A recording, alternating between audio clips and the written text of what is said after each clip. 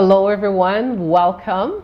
Welcome to our session on gender justice, identity and expression, creating safe and inclusive spaces. My name is Paulette Sr. I'm the President and CEO of the Canadian Women's Foundation, and so happy to be joined by Faye Johnstone, I would say the exceptional Faye Johnstone, who does really great work in this area we're about to talk about today. My pronouns are she and her, and we are looking forward to talking to you today about gender justice. I know Faye does a lot of work in this area, and so looking forward to really sharing our experiences. But before we get started, let me just take a moment to acknowledge that we are on the traditional territory of the Huron-Wendat, Haudenosaunee, and most recently the Mississaugas of the Credit. And this territory is part of the Dish with One Spoon treaty and agreement between the Anishinaabe, the Haudenosaunee, and allied nations to peaceably share in the resources and the Great Lakes of this land. This territory is also covered by the Upper Canada treaties, and today Toronto, where we're located, is still home to many Indigenous people, and we are truly grateful for the opportunity to meet and to be working on this land. And we're also want to make sure that we recognize that this land that we're on, and the acknowledgement that we do for this land, that it's not sufficient. And so what we really need to be doing is focusing on truth, reconciliation, decolonization, and allyship in an ongoing effort to make right with all our relations. So we're happy that you've joined us, that you're taking the time to do that from your comfortable spaces wherever you are. And it's an important session today that we're going to be talking about that connects to the UN Sustainable Development Goals, particular goal number 5, but also goal number 5, which focuses on gender equality, but also several other goals such as SDG number 8, which is about decent work and economic growth, and SDG 3 that focuses on good health and well-being. So we're all about talking about all of these things as it relates to gender justice today. Both of us will introduce ourselves, as I've just done, and talk about how we come to this topic of gender justice, identity, and creating inclusive environments. So let me just take a moment to talk a little bit about the Canadian Women's Foundation. So we are working at the Canadian Women's Foundation to advance gender justice, and I'd like to spend some time getting to talk with you about what that means for us at the Canadian Women's Foundation, why it's so relevant to important discussions that are happening at this time, especially during this pandemic. So I know that, and I'm hoping that many of you are supporters of achieving gender equity, gender equality, and I'm sure many of you understand that there are many benefits to working in this area, but not just for women, not just for girls, but for everyone, and no matter what your gender. So this is important work that we need to be focusing on, and so you may be wondering, what is the difference between gender equality, gender justice? Well, too often our perception of gender equality is actually quite limited to our vision of equality between sexes, mainly between cisgender women, cisgender men, particularly in the workplace. So instead of just focusing on that, we want to look at the spaces between, the gaps between women and men as indicators of where we are, is what we usually do.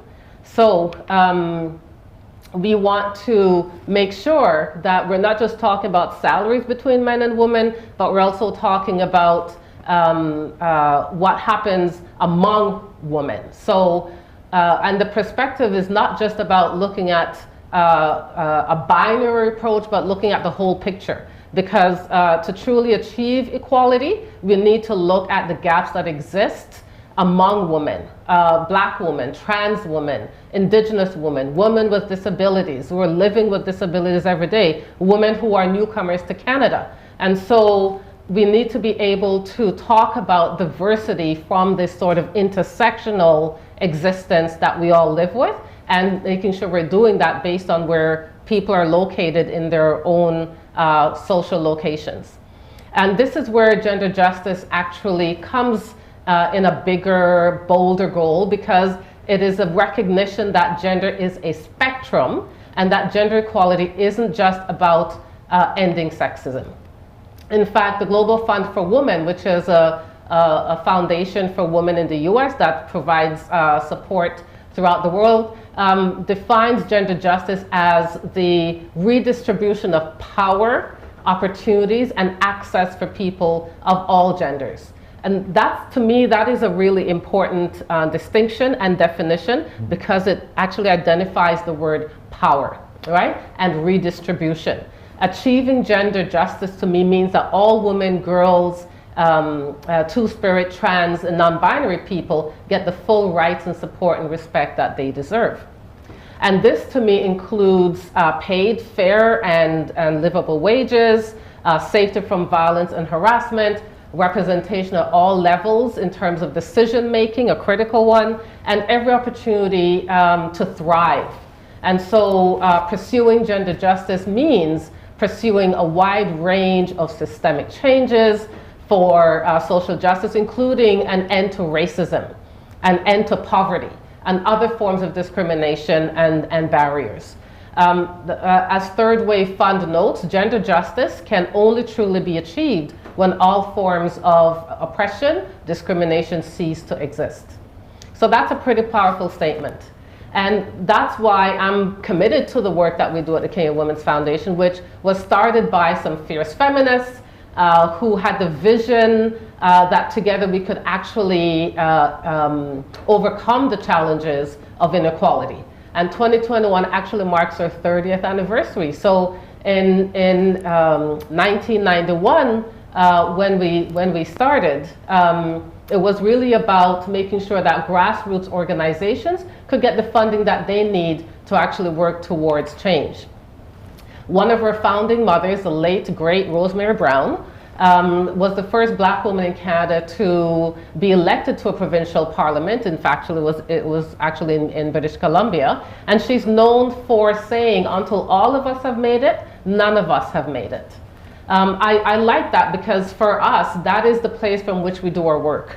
That it is that we can all make it, and that particular philosophy continues to propel the work that we do at the foundation every day. And in fact, given the gendered impacts of the pandemic, our work towards gender justice is even much more critical today. It's the way that we work towards creating systemic change. The foundation's efforts are fueled, propelled by people like you, by forward-thinking corporate partners and government investments in advancing gender equity. This support really provides us the opportunity to work in 4 critical areas. The critical areas are, to me, are urgent. Ending gender-based violence, ending women's poverty and providing economic supports, building girls' empowerment, and building inclusive leadership. And I'm pretty proud to say that we prioritize funding individuals and communities who are underserved. This means funding programs that serve trans and two-spirit and non-binary women and girls, women with disabilities, indigenous women, racialized women, newcomer women, women living on low incomes. And we know from the statistics that these are the folks who are underserved. And serving these communities also means that we're always on a journey. And that journey is about understanding that there are different forms of discrimination that intersect in people's experiences, and how we take more inclusive approach to gender justice. So maybe what I'll do, I'll give an example in terms of what that means. It's really about the way that we advocate is to close the gender gap. So for example, we have to recognize that the wage gap widens for those who have a number of different barriers that they're facing. And this creates systemic barriers. So when we advocate for ending gender-based violence, we make sure that we understand that means that our approaches and programming must take a particular approach that trans and gender diverse people are alarmingly at higher levels of harassment, for example, abuse and violence. And it also means that the critical services that we fund, like shelters and sexual assault centers, must ensure that staff are trained and equipped in terms of how to deal with the different barriers that folks present with. So when we fund programs, we support young people to build confidence and healthy relationships. We have to be cognizant of the fact that LGBTQ youth, for example, face approximately 14 times the risk of suicide and substance abuse. And maybe I'll repeat that, because sometimes when we talk about statistics, we don't necessarily can appreciate what that means. But if LGBTQs are facing 14 times the risk of suicide, then imagine what kind of struggles that they're going through that we may be missing because we're not taking that intersectional lens. So it is critical that these programs provide safe, supportive spaces that actually builds the confidence of young people and recognizes their genders and their gender's identity.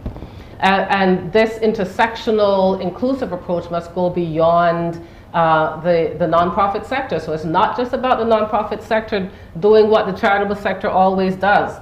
This exists everywhere. So creating safe, supportive environments should be the norm across all industries and sectors. So, and to me, creating these environments has to become part of the way that we do our work, part of our daily work and culture. So building the kind of inclusive cultures will require that, that we're cognizant and aware of what people present with, and that we're not reinforcing stereotypes that harm people and keep people out of the workplace. And in fact, it should be a part of the strategic plans as we put in place business plans. So I'm now going to cut myself off, and I'm going to hand the mic over to Faye, who will then get into some issues, particularly from her perspective. Awesome. Thank you so much, Paulette, and hello. Thank you so much for having me today. My name is Faye Johnstone. I use she and they pronouns, and I'm the Executive Director of Wisdom to Action. I'm joining today from Toronto, but I live my life in or on unceded, unsurrendered Algonquin territory, colonially known as Ottawa. And I'd like to thank Think 2030 for the opportunity to be here today, and particularly to share space with Paulette, who I have long admired from a distance, and I'm actually chilling in the same room with today, which is really fun. In terms of who I am and what I do, I've spent the last 8 years, I'm 26, so I started activism when I was 16, but only got serious about it when I was 18, so 8 years or so, doing advocacy and organizing locally, provincially, and nationally on 2S LGBTQ issues. A lot of my work has focused on 2S LGBTQ communities. A lot of my work has also touched on mental health, worked in a sex shop for 2 years, lots of very exciting formative experiences that also demonstrate the depth of issues facing our communities. My work is always driven by my own experience, my lived experience as a fairly gender non-conforming. I'm tall, I got some broad shoulders going on, trans woman / trans feminine person, and navigating this world, just simply trying to survive more often than not. I think that when we talk about gender and sexuality, we often skip over the uncomfortable pieces. I think many of us don't realize the degree of violence that trans folks in particular survive just by existing as ourselves. And so all of my work is very much taking my own experiences and saying well, why does it have to be bad for me? And that also means it's bad for other people. Mm-hmm. And so there are some connections here. And that's actually where intersectionality comes in a big way, to recognize that systems of violence and oppression impact us all in different ways. There are some commonalities and some similar experiences, mm-hmm. but we also need to look at the pieces that are different.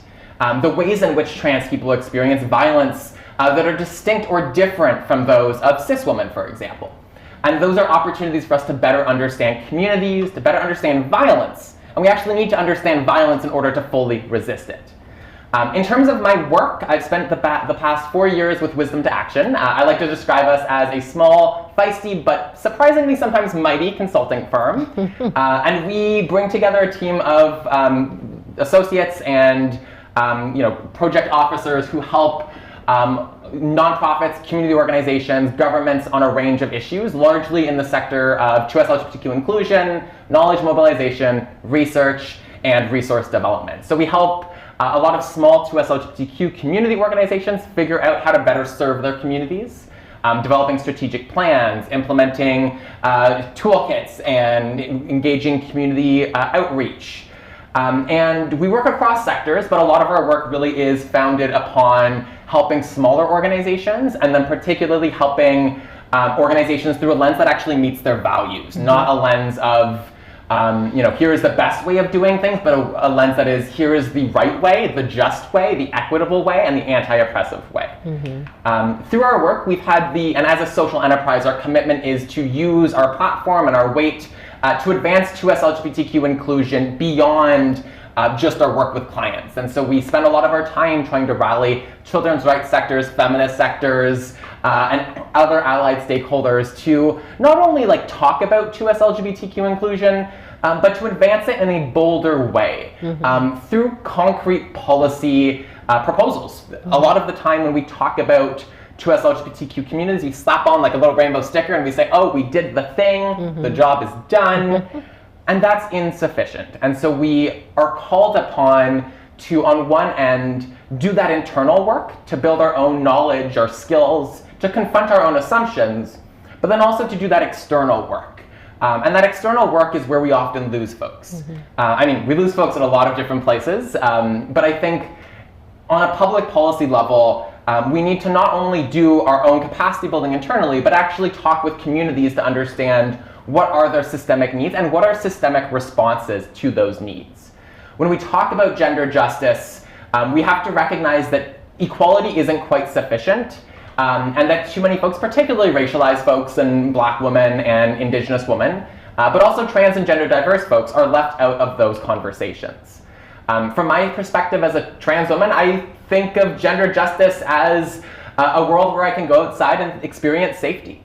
As a world where I don't have to look over my shoulder whenever somebody yells something or whenever a car drives by particularly quickly and wonder if they're saying something about me or if they're following me.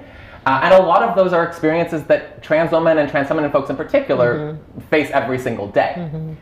We also have this thing in Canada, I find, where we get into our own heads about inclusivity. Everyone talks or loves to talk about how diverse and inclusive Canada is, and that's really sweet and nice. But it also glosses over the continued struggles. We talk more about how inclusive we are and less about continued violence on this land. And so we get caught up in this national narrative that we are the most inclusive, the most accepting, while at the same time that almost acts as a smokescreen to hide or ignore the violence in our communities. And it also serves as a smokescreen to hide to stop us from confronting our own assumptions. So we live in a country where 84% of trans people are afraid of public spaces because of discrimination and harassment. I don't know a single trans person who hasn't had slurs hurled at them. I don't know a single trans woman who isn't very intentional about where she goes, when she goes, and how she can get out of that space safely. When we talk about homelessness, and homelessness is a crisis in this country, we very rarely recognize that 20 to 40% of homeless young folks are LGBTQ youth. What does that mean? Well, that means that one of the most effective ways to address homelessness in this country is to end homophobia. If we build more inclusive families and communities, less gay kids, less queer and trans kids will be forced out onto the street when they come out. And so when we talk about every issue from street harassment to homelessness to poverty, recognizing that 50% of trans people in Canada live below the poverty line, we need to recognize that trans and gender diverse identities, 2S LGBTQ communities, have to be integral to those conversations. Legislative victories are big, and they are indeed victories. They're also insufficient. Just because some white women earned the right to vote in 1918 doesn't mean that the patriarchy packed up and left. Just because Canada passed marriage equality legislation in 2005 didn't actually end homophobia, and passing trans rights legislation in 2017 didn't eradicate transphobia. Legislative change is an important step, but what we need support for our community organizations. Similar to the Canadian Women's Foundation has been in demonstrating that support and funding 2S LGBTQ services. But we need that to be across all sectors, across private, public, and government sectors. We need not only legislation, but we need services. And we also need funding. We need resources. I think folks don't recognize that 2S LGBTQ services are one of the most historically underfunded sectors in this country. It's not a fair parallel, but I often do describe them as where the feminist movement was a decade ago, right? You've got like grassroots volunteer-led services that are never recognized by government as the essential human rights services that they are. And so we're going through that same evolution, but we need folks to come along with us. I live in Ottawa. In Ottawa, we have 3 or 4 2S LGBTQ community services. Most of them have 2 to 3 staff. In a city of 1 million people, we don't have an equivalent of Toronto's 519. We don't have an equivalent of Vancouver's community. And so in communities across the country, and particularly outside of those urban centers, change hasn't happened to the degree that we think it is, and we don't have the community-based services or responses we need to address them. And so like in all of this, where do you and where do we come in? First and foremost, we can work on ourselves. I spend a lot of time talking about 2S LGBTQ inclusion and health and social services. The best thing and the first question has to be noticing how misogyny, transphobia, and violence has shaped our own worlds and how privilege has too. How we can notice and name violence in our own communities. I have been harassed in public and had folks actively, like friends and family, ignore that it happened. One of the biggest things that we can do is notice violence and name it as violence. Trans people experience a lot of violence. Our world doesn't acknowledge it, and by failing to acknowledge it, we can't actually handle or address it, and it pushes us to internalize blame. It makes us feel like we're the ones responsible. We can also add it to the ways that our organizations work. If we're doing a strategic plan, you need to resource diversity, equity, and inclusion, or anti-oppression, gender justice, within that. A lot of this work is put on individuals. Usually on the most marginalized in the workplace. And so we need to take the burden off of them while consulting with them and ensure that we're resourcing capacity building, evaluation, and policy review across issues of justice. We can also leverage our own might. A lot of organizations are more powerful than we think they are, and small to medium to large organizations speaking out about gender justice, not only in a nice PR statement, but also on federal legislation. Also on banning conversion therapy. Also listening to EGAL and the Enchanté Network and the Community-Based Research Center, and listening to what they are asking for from various levels of government. We can also bluntly hire trans people. If trans folks are overwhelmingly poor, and again, most of us are, we can actually recognize that trans folks have incredible brilliance and resilience to bring into our workplaces, and we can invite them into these conversations. In 2021, it's not enough to support feminism in theory. It's not enough to support justice in theory. Across private, public, and nonprofit sectors, we need organizations that are deeply and genuinely committed to gender justice, through and through. And so that concludes our speaking at y'all portion of the evening. Now we're going to do a bit more of a fireside chat style conversation. Yes. And so thank you. It's also really fun to just be in a space with somebody else doing a speaking engagement. It's a nice change of pace. Yeah, in person. Right. But I'll open the fireside chat section of the conversation today with a question for you, Paulette. Okay. So if we recognize that in business environments, a company will often put out a policy on an issue. Like sexual harassment is an issue, and so they put out a policy and they check a little box. And they think they've done all they have to do about it. What would you say, or how can businesses go beyond such a passive approach? And what are some proactive steps they can take to make a difference around gender justice? Well, I think what I would say is that policies are good, but they're not enough. Just like legislations are good, but they're not enough, right? So it's always good to start with a policy, but there also needs to be some culture resetting that happens, right? It doesn't matter if it's a private firm or nonprofit space or public sector, it doesn't matter. It's about culture resetting, right? And ensuring that there's a consistent message that is coming from the most powerful person in the organization, in the company, and making sure that that message is actually not just stating the policy, but what kind of organization do we desire to become, right? Is it a learning one? Is it one that allows for people to actually interact with each other? Is it one that, as you said before, will let harassing comments just pass by without addressing? Is there redress that is involved, and actually putting some money behind that work. That's important. I think we both touch on the importance of having a strategic plan that identifies that, right? And in order to reset and create the culture that you really want to be, a culture that is open and accessible and accepting, then it's really about, one, the policy is important, but two, how do you activate that policy so it is actually alive, that it is evergreen, and sometimes may need some adjustments, which means that interacting with that policy in a real life way with real live people, that to me, that is the only route to success.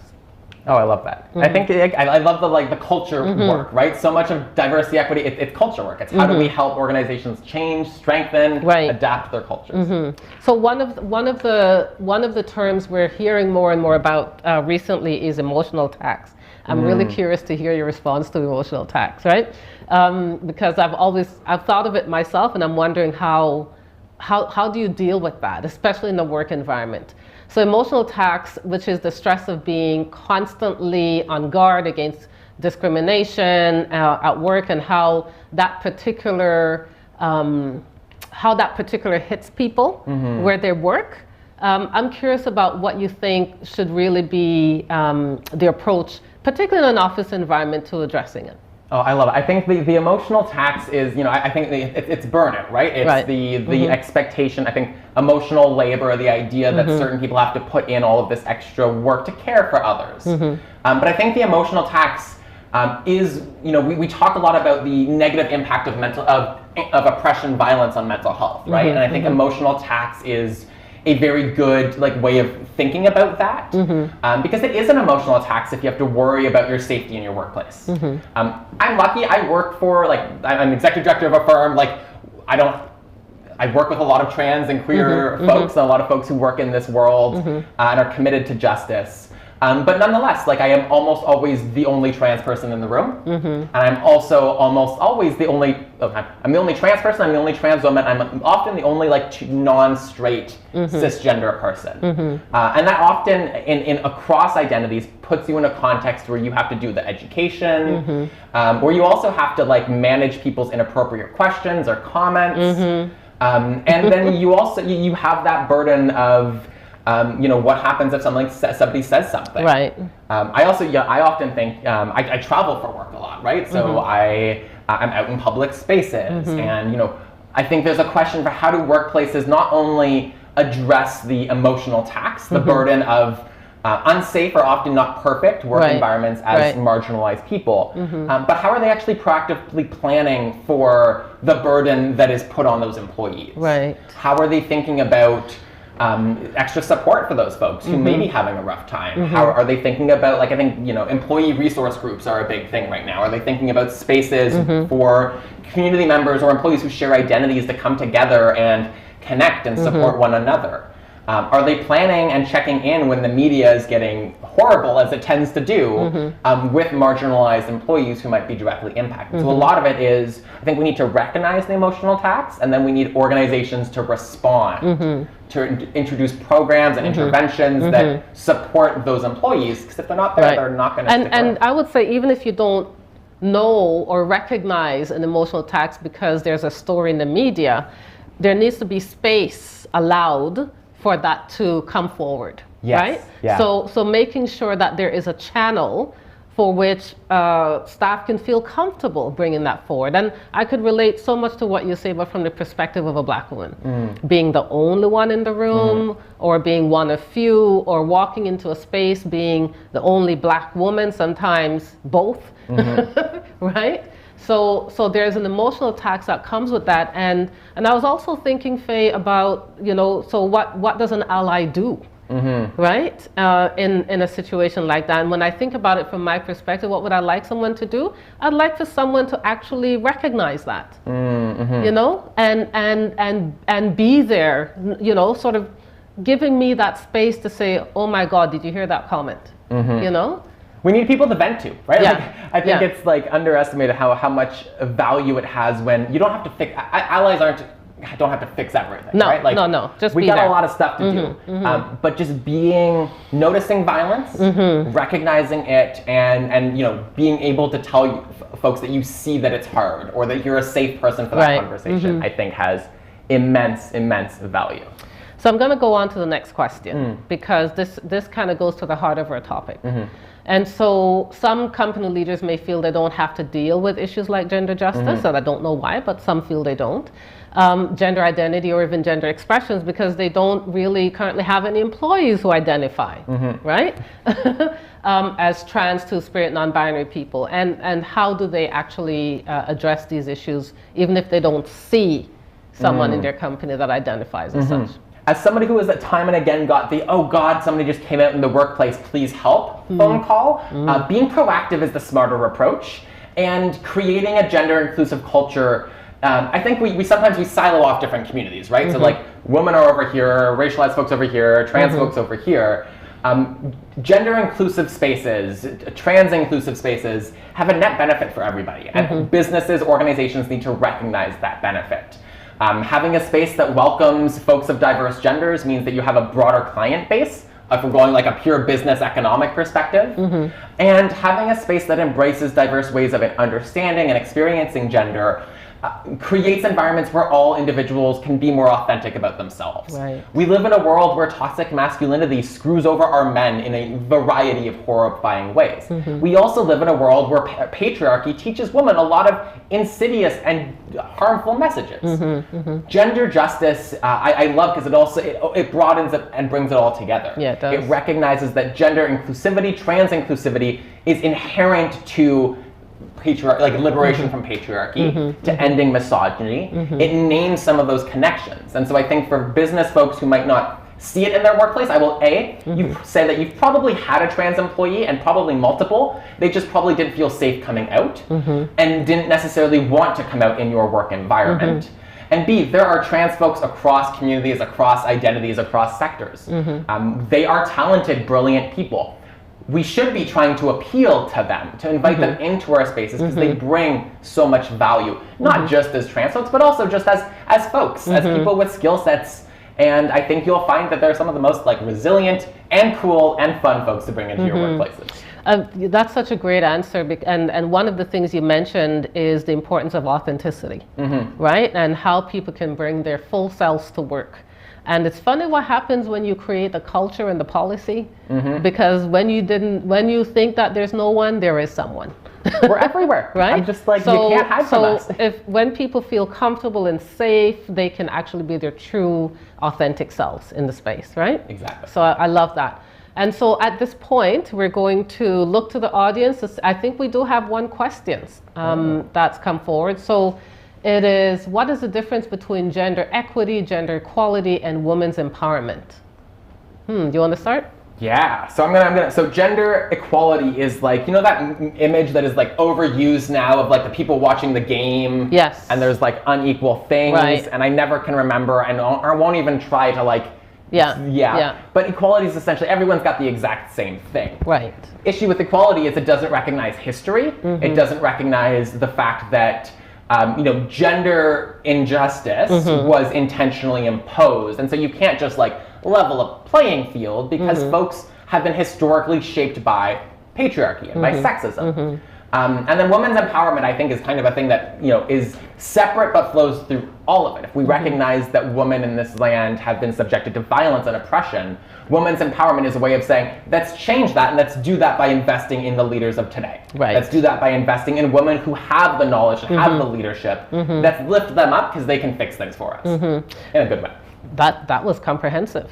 As you talked, the image that came to my mind was where, imagine that there is a race, right? And it's the race for life. And there's a starting line, but there are different starting lines for different people, right? So there could be someone with some sort of physical disability, right?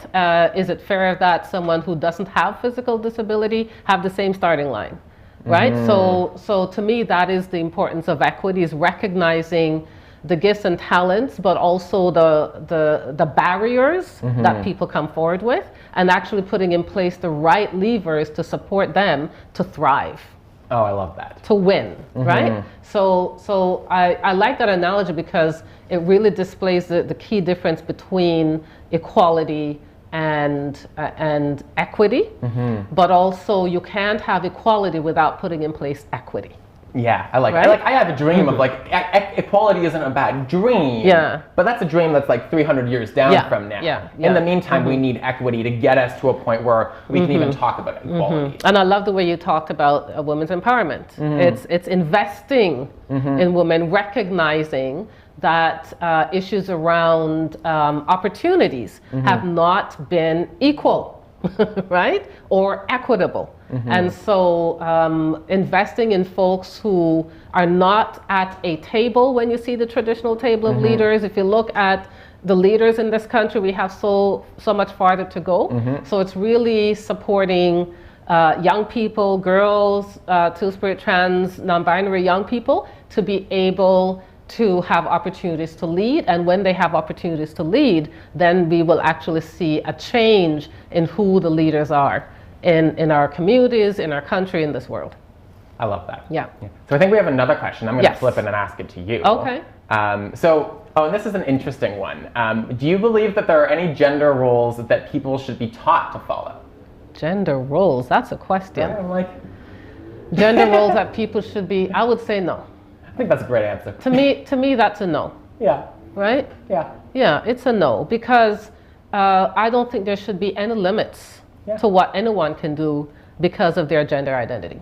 Yeah. I think we live in a world where the moment that you allow or normalize any kind of gender role, it is going to be immediately used to marginalize women. It's also going to be used to reinforce patriarchy, because all of our ideas of what a gender role is can't be filtered out from our social fabric, right? And who's determining that role, that gender role? And what's the point of a role? It's a box. Yeah. And it's limiting. Exactly. It's limiting. I don't see any more questions. Oh, here's one that just popped up. So let me see if I can read. So where do you see untapped opportunity for further gender justice work, I would say, in Canadian society? I think that the trans, two-spirit, and gender diverse, and I'm a little bit biased here, but I think there's an incredible amount of untapped knowledge, skill, and critique and expertise in our communities, both in terms of folks who have been doing this work, and a lot of the time trans and gender diverse activism and organizing happens in grassroots context, right? Like we don't have a national trans organization in Canada, and so it's folks who are letting homeless trans kids crash on their couch, or who are doing mutual aid funds for their colleagues or their community members. And I think if we can take the knowledge, and when I say take, I mean in a reciprocal, building up kind of a context. If we can take some of the knowledge, the practices that we've seen emerging in communities and bring them up to the fore, that is a way forward. I think LGBT Youth Line, who works here in Toronto and across Ontario, they have a peer program for 2SLGQ young folks. They have a leadership program, they've got That's amazing. Peer support and texting call-ins, and they do work in a way that I think speaks to anti-oppression deeper than I see in most even feminist spaces, right? Approaches coming out of 2SLGQ community organizations are not perfect, and we're a sector that has historically been a lot of white folks and a lot of gay men. But I think when you really look underneath the surface and see the work of individual community leaders, activists, and young folks, there is so much to be learned from those experiences and from their activism and their diagnosis of patriarchy, transphobia, colonization. I think we have immense opportunities to learn. Really allowing spaces for learning, right? Safe spaces for learning. Because to me, that is the way that we're going to actually make the change that we seek. And if we're talking about justice, period, right? Then it's allowing people to be themselves. Right? And seizing opportunities to learn. right? I did not think this way 20 years ago, right? That's the truth.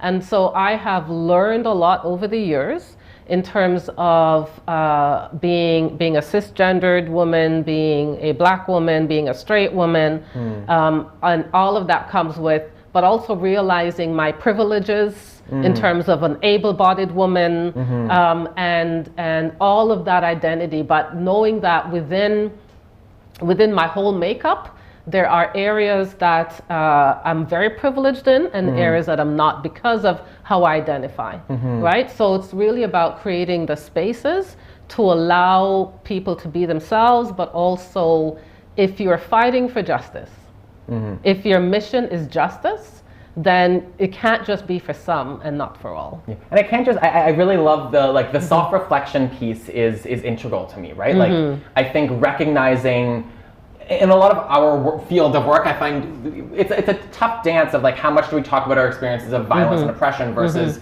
our own relative privilege, right? Right. And I think that there's so much potential in doing both, because I think we really get stuck there. We struggle with that. I think it's a weird thing, particularly if we look at like the feminist movement. A lot of it has been white women and cis women and straight women, but we've also created these ideas of women as, you know, pure or as like the most marginalized at the same time. And I think it actually pushes us. And I think that and I think like you named it, but the thing that I want us to acknowledge more is the fact that, well, so trans women get harassed in public, but it's not just the same as cis women.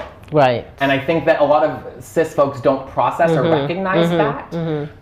You know, all women experience a lot of violence in public. And racialized trans women. Exactly. And so like even from my experience in public, like I get harassed a lot, but I know that my safety is guaranteed to a certain degree. Right. Because whiteness is given power and privilege and afforded security. Right. And so I will complain about the fact that I'm getting harassed a lot, but I'm also not on the Trans Day of Remembrance lists of largely black and racialized trans women who've been murdered. Right. And that is a very significant privilege, right? Like, and it's weird, and I can imagine in like, for like cis feminism or cis feminists, like it's a weird thing to do that work. Yeah. But it is inherent, because otherwise we are actually advocating just for ourselves, and we're not recognizing that our own worldviews, our own approaches are informed by unacknowledged privilege, even if we're thinking it's not. Privilege is silent and sneaky. It's going to be in every space, and it's going to find ways to butt in when you really wish it would butt in. Right. Good, wait. Wow, love that. We have a couple more questions. You want to take the next one? Do you want me to ask you? Sure, go ahead. Okay, so I think, I like this. I'm going to ask you the fifth one. Okay. What suggestions do you have for companies to address the gender divide? Oh, that's a big one. Do you have like an encyclopedia ready for you? What suggestions do I have? Well, I would say acknowledge it. Acknowledge that it exists, that it is real. There are organizations and stats and everything out there to prove that it is real, right? And so allowing learning opportunities for that. But to me, I think one of the big things, no matter what ism you're talking about, whether it's anti-Indigenous work or anti-racism work or anti-trans work, it's about acknowledging that it exists, right? And acknowledging it, as I said before, from the top is really important. So let's do that first. And then once you acknowledge it, then there are tons of people out there doing this work. Faye's doing this work. Lots of organizations. YWCA Canada is doing this work. Lots of organizations have the expertise. 519, Canadian Women's Foundation, right? So tap into the resources that are in communities and invite folks to talk and to do some real talk, right? Real talk about this. And to me, whether it's lunch and learns or a whole day, right? Like on September 30th, my entire staff team got together and we did a full day of learning, right? And reading and reflecting on the circumstances of Indigenous people in this country and what they've had to go through, but also how Indigenous people, despite the odds, are still thriving. Right, in some areas, right? So it's doing that kind of work. Whether it could be Black History Month, like recognizing and acknowledging that this work is happening, and if you're not recognizing it, it just passes you by because it's happening with or without you. Oh, I love it. Right? I also think it's like, I love the like doing a full day versus Yeah. I think we live in a world, everyone's time is valuable and we only have, it feels finite, but it really isn't, but also kind of sometimes is. Right. But I like I think one of my biggest things is like, yes, a lunch and learn is effective and it is a good step, but push yourself to do more and don't always do, like, I think I come from the LGBTQ 101, right? Like the 1 hour session, they get told and taught everything. Is that even possible? Exactly. A 1 hour session for a nonprofit that provides social services doesn't have enough time to get into the nuances of how do you manage in housing versus counseling programs. Trans folks have different experiences and considerations in both. If you're doing a housing program, are you prepared to manage a landlord who is a bigot to a trans person? Do you know how to support the trans person in those moments? Do you know how to prevent that issue from occurring in the first place? And so we need to move beyond a 101, and organizations, I like that you focused on conversation, right? It wasn't just a day of sitting and being talked at. It was, how do we make this concrete? What does this mean for our workplace? Where are we in our own learning? Exactly. Right? And being honest about that. Yeah. Right? Being honest about that. And what is the gaps that we come with or have or still have? And then planning forward as well to say, okay, based on the gaps that folks have identified, maybe through a staff survey or what have you, that we can create a work plan going forward for how we're going to continue the conversation. And I love that research piece and that evidence piece, because a lot of the time I think in diversity, equity, and inclusion, which I feel like is such a buzzword at this point, that and it's also a valuable word, but when we go into an organization, we start with a survey. We ask a survey for all staff to identify current competence and confidence levels, key issues around trans inclusion that they're worried about or that they feel insecure to manage, and sources of anxiety. And what that allows us to do is A, develop content that responds to a unique sector and a unique organization, but it also allows us to, a few months later, look back and actually reflect on what we achieved. And the progress. Yeah, did we see an increase in knowledge? And that also allows organizations to use that data to inform their work. If they're developing a strategic plan and they know that their baseline confidence is only 20% of their staff feel moderately confident working with gender diverse people, that gives them a number that they can work and strategically strive to increase, so that maybe in the next 4 years it's going to be 50%. And create a goal. Or 60. Create a goal. Create a set of goals. Measurable, resource it, assess it, and then refine. A couple more we could take, I think. Yeah. So here's one that, here's an interesting one. Is gender equality a concern for men? Freaking better be. I also I think, I love that. Like, I used to be a hockey jock, and this is what I love to share when I get a question like this. I played like boys hockey for 12 years. I'm a military brat. Both of my parents are former Air Force and Army, and so I grew up on small towns on military bases. And I swear to God, I do not think men need to be centered in feminism by any means, but I think men need to recognize that patriarchy screws them up. Like, we live in a world where men are taught from the very day they are born that they should feel entitled to women's bodies, but also that they shouldn't be allowed to display emotion, to display empathy, sympathy, concern, or heartbreak. And so I would say, I feel like I don't want men to get involved in feminism and gender equity for a selfish motivation, and I feel like that is part of it, but I do think we need to recognize the fact that patriarchy also screws over our men in a lot of ways. But I think we live in a world where a lot of the population does identify as men. And so if we are looking towards justice, we need all of the population to get on board for that. And so men do have, it should be a concern, and they have a role to play. Men can reach other men better than I ever could. I used to be a hockey jock card, but I don't look like a cis man does. And so there are roles and ways that men can speak to other men. They should just do it without taking the spotlight, because part of the issue is that men always take the spotlight. Right. Yeah, I hear what you're saying, and I think the only thing I could add to that is a world where there is greater equity and fairness. It has to be good for everyone. How could it not be? There isn't limitation. There shouldn't be limitation to justice and equality. Right? There shouldn't be. And so if you're in a relationship with a man and you're not feeling that you can be your full self, how is that good for the man? Right? That can't be good for you. Or if you have a female partner who is out there, doing her work and is getting less pay than someone that is doing the same work, or even not even at the same level, getting less pay, how is that good for you? Exactly. Right? So I think it's in everyone's interest to actually want to have gender equity and to have gender justice. Because when you have that, you actually have a world and population and people who thrive. And when we're all thriving, we all do better. Yeah. Right? Love it. We just all do better.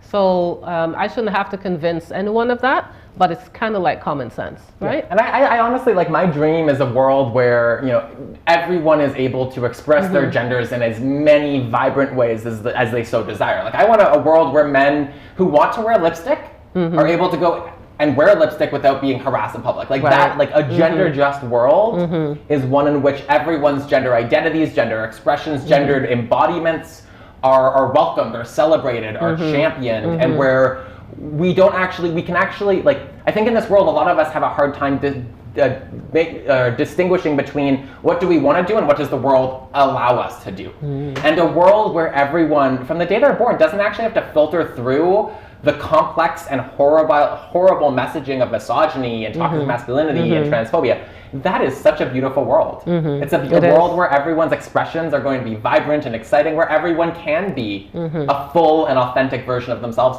without having to sort through all the trauma to get there first. And that is a world that I think is worth fighting for. It is. That's what we're fighting for. I think we're at our time. So yes.